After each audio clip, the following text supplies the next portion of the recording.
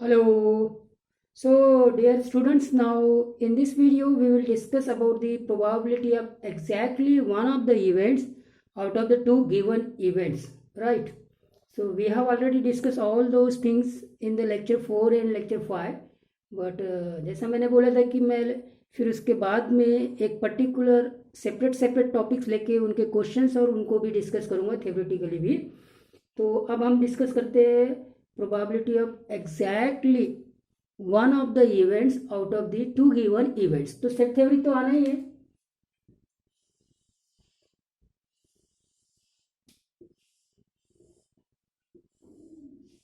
ये sample space है और ये सेट ए है और ये सेट बी है। तो आपको सबको मालूम है कि ये जो पोर्शन होता है इस पोर्शन को हम बोलते हैं ए माइनस बी, या इसी को और भी बोलते हैं ए इंटरसेक्शन बी नॉट। ठीक है, ये बी नॉट अभी नहीं, जब सेट थ्योरी में तो डैश बोलते हैं, कॉम्प्लीमेंट ऑफ बी।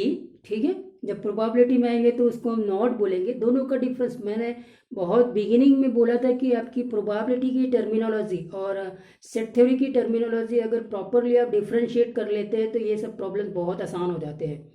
तो यहाँ पे भी वही, अगर हम सेट थ्योरी में तो A minus B is the set of all those elements which are present in A but not in B, and this is equivalent to the A intersection B complement. तो B complement मतलब जो B में नहीं है, तो ये सारे portion B में नहीं है, ये भी आएगा, ये भी आएगा और ये भी आएगा, तो दोनों का कॉमन ये हो जाता है।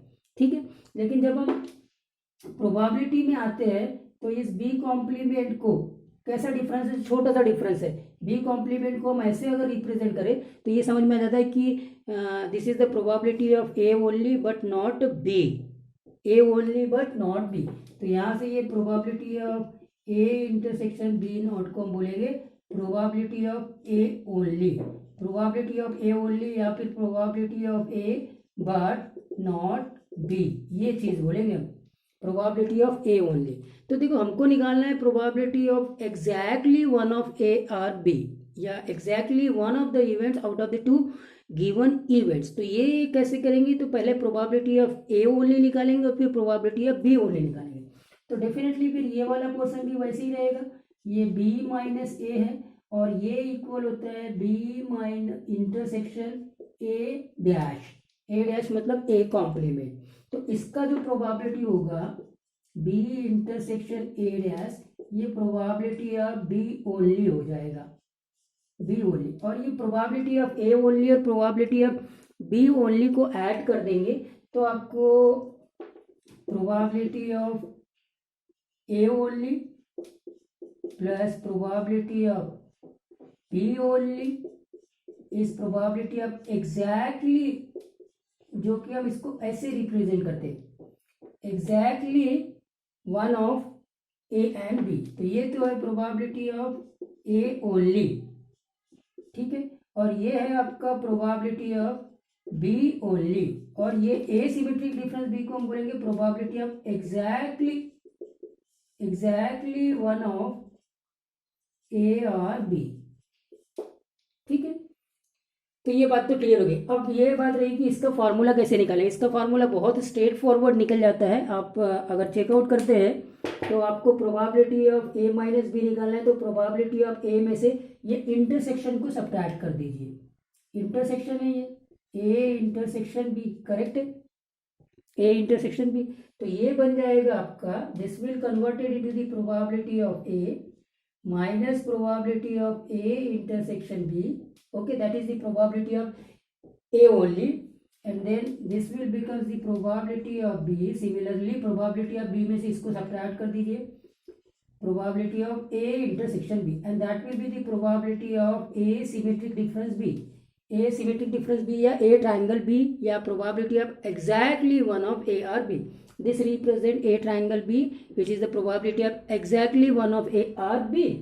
तो इसी को आप क्या कर सकते हैं, फाइनली आप लिख सकते हैं, फाइनली आप लिखेंगे probability of A plus probability of B minus twice probability of A intersection B, that is equal to probability of exactly one of A और बी। ये फार्मूला बन गया।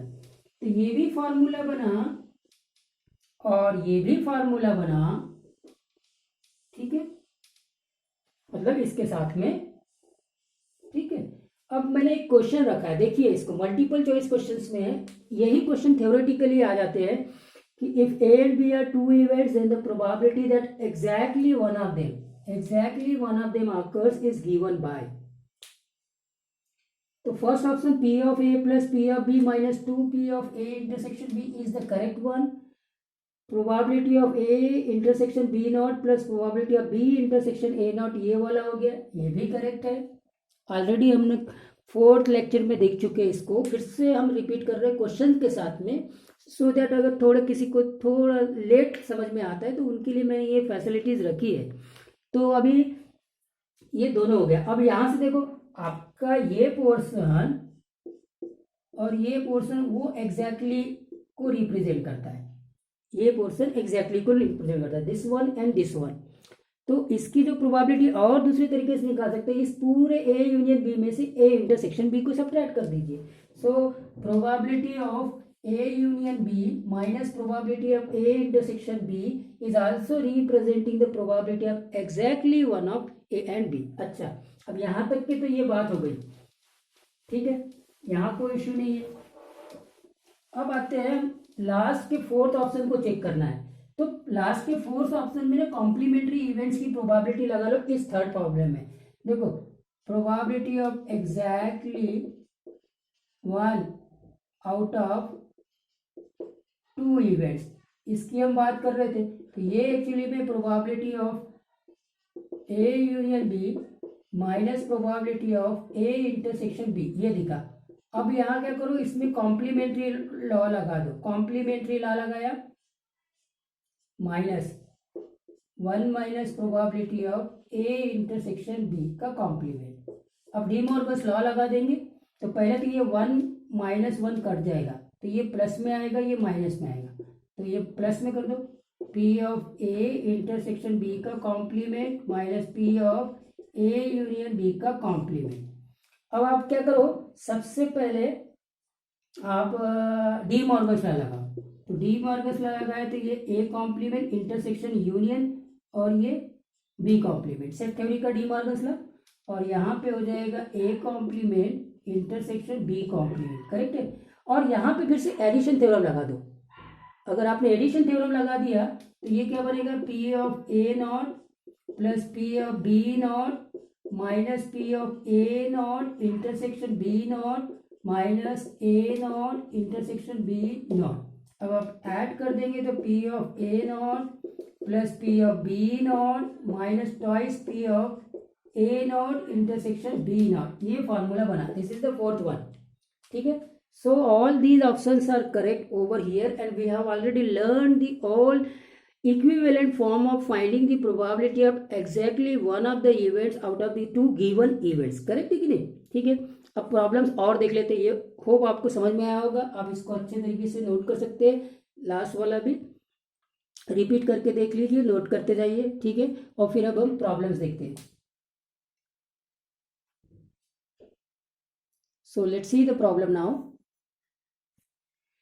ठीक है। इस प्रॉब्लम को देखिए, इसमें क्या है, A and B are 2 events such that probability of A union B is 3/4, probability of A intersection B is 1/4 and P of not A is 2/3, then probability of not A intersection B.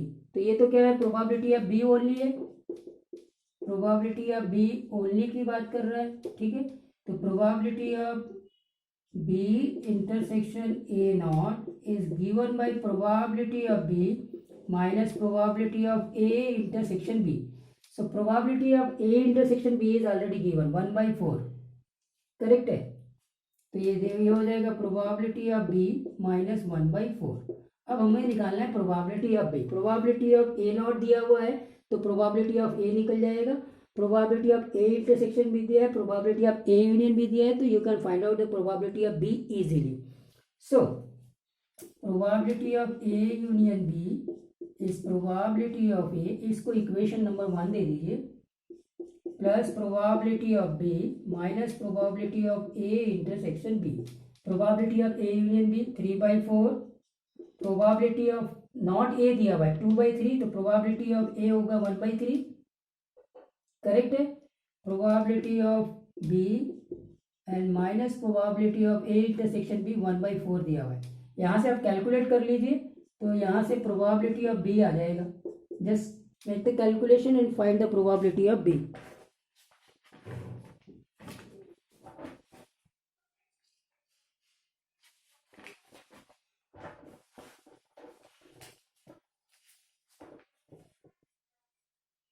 Okay, then probability of B is 2/3। I hope that सबने calculate कर लिया होगा 2/3। So the probability of B only, ये निकल जाएगा 2/3 minus 1/4। अब आप इसको कैलकुलेट करेंगे, 4 to the 8 minus 3/12 that is equal to 5/12। So option number A is the correct one. Correct है।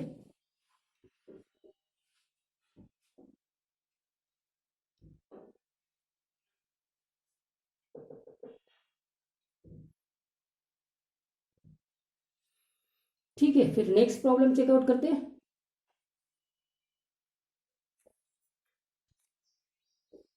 ओके फाइन, तो ये हमारा इसमें लास्ट क्वेश्चन है। In a class of 125 student 70 passed in mathematics.